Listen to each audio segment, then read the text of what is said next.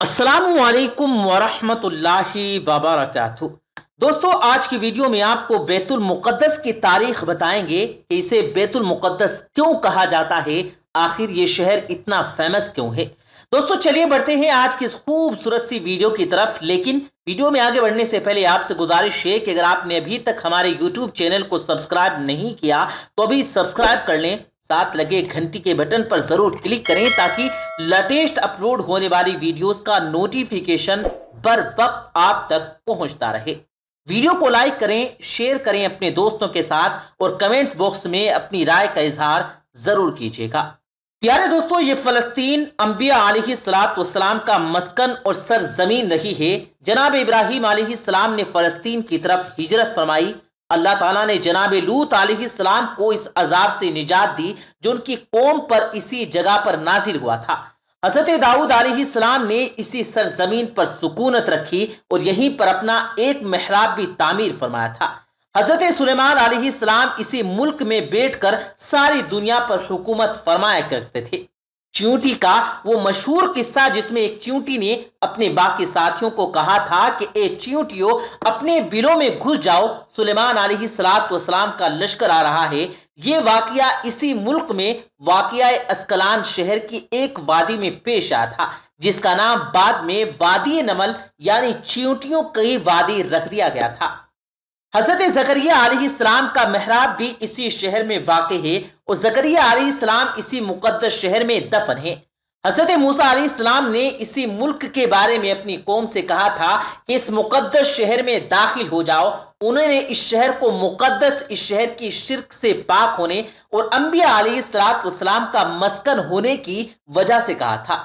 प्यारे दोस्तों, बैतुल मुक़द्दस में कई मौजूज़ात रोनुमा हुए जिनमें से हजरत बीबी मरियम अलैहिस्सलाम के बतन से हजरत ईसा अलैहिस्सलाम की विलादत मुबारका भी है।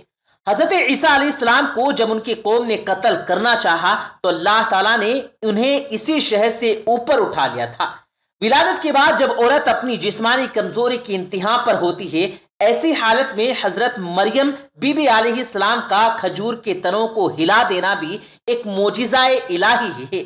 कुर्बे क़यामत की निशानियों में से हजरत ईसा अलैहिस्सलाम का दोबारा इस जमीन पर आना, यह भी इसी शहर के एक मकाम सफेद मीनार पर होगा। इसी शहर में हजरत ईसा अलैहिस्सलाम दज्जाल को कत्ल करेंगे। फलस्तीन ही अर्ज़े महशर है। फलस्तीन में ही याजूज माजूज का कताल और फसाद का काम शुरू होगा। इस शहर में वकूअ पजीर होने वाले किस्सों में से एक किस्सा तालूत और जालूत का भी है। फलस्तीन को नमाज की फजीयत के बाद मुसलमानों का किबला अव्वल होने का एजाज भी हासिल है। हिजरत के बाद हजरत जिब्राइल अलैहिस्सलाम दौरान नमाज ही अल्लाह के हुक्म से आका अलैहिस्सलाम को मस्जिद अक्सा की तरफ से बैतुल्लाह शरीफ की तरफ रुख करवा गए थे। जिस मस्जिद में ये वाकया पेश आया वो मस्जिद आज भी मौजूद है जिसका नाम मस्जिद क़िबलतैन है। हुजूर नबी करीम सल्लल्लाहु अलैहि वसल्लम मेराज की रात आसमान पर ले जाने से पहले मक्का मुकर्रमा से बैतुल मुक़द्दस में लाए गए थे। सरकारी दो आलम हजरत मोहम्मद सल्लल्लाहु अलैहि वसल्लम की इक्तदा में अंबिया अलैहिस्सलाम ने यहाँ नमाज अदा फरमाई थी। इस तरह फलस्तीन एक बार फिर सारे अंबिया का मस्कन बन गया। हजरत अबू ज़र रज़ियल्लाहु ताला अन्हु फरमाते हैं कि मैंने रसूल करीम सल्लल्लाहु अलैहि वसल्लम से अर्ज किया कि या रसूल अल्लाह, जमीन पर सबसे पहली मस्जिद कौन सी बनाई गई थी? आप सल्लल्लाहु अलैहि वसल्लम ने फरमाया कि जमीन पर सबसे पहली मस्जिद मस्जिद अल हराम बनाई गई। मैंने अर्ज किया या रसूल अल्लाह, उसके बाद कौन सी मस्जिद जमीन पर बनाई गई? आप सल्लल्लाहु अलैहि वसल्लम ने फरमाया कि जमीन पर दूसरी मस्जिद मस्जिद अक्सा बनाई गई। मैंने फिर अर्ज की या रसूल अल्लाह, इन दोनों के दरमियान कितना फासला है? आप सल्लल्लाहु अलैहि वसल्लम ने फरमाया इन दोनों मस्जिदों के दरमियान 40 बरस का फासला है और सुन तो जहां भी नमाज का वक्त पाले वहीं नमाज अदा कर ले, बस वही मस्जिद है। हुजूर नबी करीम सल्लल्लाहु अलैहि वसल्लम की विसाल के बाद हजरत अबू बकर सिद्दीक रदियल्लाहु ताला अन्हु को इत्तदाद के फितने और दीगर कई मुश्किलात से निमटने के लिए अस्करी और अफरादी कुव्वत की सख्त जरूरत के बावजूद भी फलस्तीन की तरफ आप सल्लल्लाहु अलैहि वसल्लम का तैयार करदा लश्कर भेजना भी एक नाकाबिल फरामोश हकीकत है। اسلام کے سنہرے دور فاروقی میں دنیا بھر کی فتوحات چھوڑ کر محض فلسطین کی فتح کے لیے خود حضرت عمر رضی اللہ تعالی عنہ کا چل کر جانا اور یہاں پر جا کر نماز ادا کرنا اس شہر کی عظمت کو اجاگر کرتا ہے۔ 27 رجب 583 ہجری کو صلاح الدین ایوبی رحمت اللہ علیہ کے ہاتھوں اس شہر کا دوبارہ فتح ہونا بھی ایک نشانی ہے۔ بیت المقدس کا نام قدس قرآن مجید سے پہلے تک ہوا کرتا تھا۔ قرآن پاک نازل ہوا تو اس کا نام مسجد اقصی رکھ دیا گیا۔ قدس اس شہر کی اس تقدیس کی وجہ سے ہے جو اسے دوسرے شہروں سے ممتاز کرتی ہے۔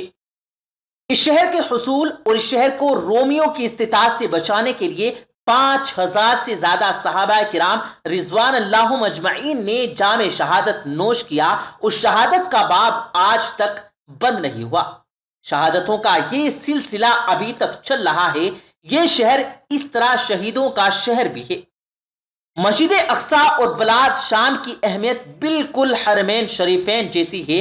جب قرآن پاک کی آیت والتین والزیتون وطور سینین وہذا البلد الامین نازل ہوئی تو ابن عباس کہتے ہیں تو ہم نے بلاد شام کو، تین ان جیسے بلاد فلسطین کو، اور زیتون زیتون سے، اور اطور سینین کو مصر کے پہاڑ کوہ طور جس پر جا کر حضرت موسیٰ علیہ السلام اللہ پاک سے کلام کیا کرتے تھے اس سے استدلال کیا۔ قرآن پاک کی آیت مبارکہ سے یہ استدلال لیا گیا کہ امت محمد صلی اللہ علیہ وآلہ وسلم حقیقت میں اس مقدس سرزمین کی وارث ہے۔ فلسطین کی عظمت کا اندازہ اس بات سے بھی لگایا جا سکتا ہے کہ یہاں پر پڑھی جانے والی نماز کا اجر 500 گنا بڑھا کر دیا جاتا ہے۔ پیارے دوستو، گزشتہ 74 سال سے اسرائیل کی صہیونی حکومت مظلوم فلسطینی عوام پر مختلف انداز سے مظالم اور زیادتیاں جاری رکھے ہوئے ہے۔ جیسے جیسے اسرائیل اپنے مظالم میں سخت سے سخت تر ہوتا جا رہا ہے، ویسے ویسے فلسطینی عوام اپنی استقامت میں مضبوط ہوتی جا رہی ہے۔ عالمی سطح پر مسئلہ فلسطین تقریباً دنیا کی تمام فورسز پر موجود ہے اور زیر بحث بھی آتا رہتا ہے، لیکن مسئلے کا حل اس لیے نہیں نکل رہا کہ اسرائیل کی حامی اور سرپرست طاقتیں اپنی دھونس کے ذریعے دوسرے ممالک کو بلیک میل کرتی ہیں۔ عالمی فورموں میں مخصوص قوتوں کے پاس موجود ویٹو پاور نے انصاف کے سارے پلڑے ایک ہی جانب جھکائے ہوئے ہیں۔ امریکہ اور اسرائیل اور ان کے یورپی اور عرب حامی یا غلام عالمی فورموں پر فلسطینی عوام کے حقوق پر ڈاکہ ڈالنے کے لیے ہمہ وقت موجود ہیں۔ امت مسلمہ مجموعی طور پر اسرائیل کے معاملے میں انتشار و اختلافات کا شکار رہی ہے۔ اسی تسلسل میں ماہ رمضان کے آخری جمعے کو یوم القدس منایا گیا۔ ہمیں چاہیے کہ فلسطین سے اپنی وابستگی کا اظہار کریں اور اپنے مظلوم فلسطینی بھائیوں کے ساتھ قلبی یکجہتی کو پروان چڑھائیں۔ ہمارا یقین ہے کہ اگر ہم اسرائیل پر لشکر کشی نہ بھی کریں مگر وحدت اور قوت کے ساتھ اگر ہم ان کا ساتھ دیں تو ہم دنیا کی کسی بھی قوم کا مقابلہ کر سکتے ہیں۔ پیارے دوستو، فلسطین پر ہونے والے مظالم کے حوالے سے دل خون کے آنسو روتا ہے۔ اللہ تعالیٰ فلسطین کو آزاد فرمائے، امت مسلمہ کو سرخرو فرمائے، آمین ثم آمین۔